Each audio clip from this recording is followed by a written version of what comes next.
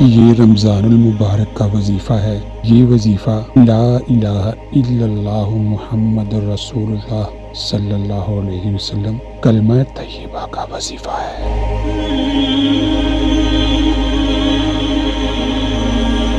انشاءاللہ اس وظیفے کے صدقے اللہ پاک آپ کو صاحب اولاد کر دیں گے۔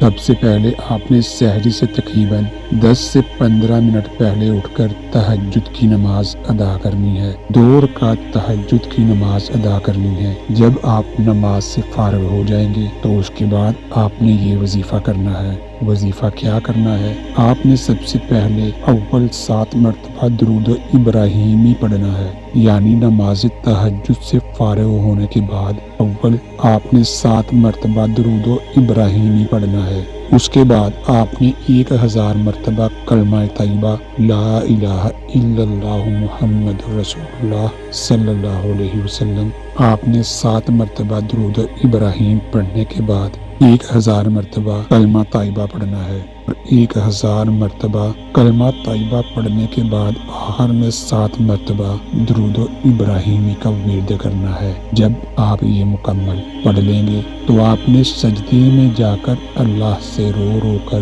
عاجز ہو کر اللہ تعالی سے اولاد کے لیے، بیٹے کے لیے دعا کرنی ہے، رو رو کر دعا کرنی ہے، رو رو کر خوب دعائیں مانگنی ہیں اولاد کے لیے، اور دعا مانگ کر سجدے سے اٹھ کر پھر اللہ پاک سے دعا کرنی ہے اولاد کے لیے۔ جب آپ دعا ختم کریں گے اس کے بعد سحری کر سکتے ہیں، اور سحری کرنے کے بعد آپ نے نماز فجر ادا کرنی ہے۔ اللہ ہم سب کا حامی و ناصر ہو، آمین۔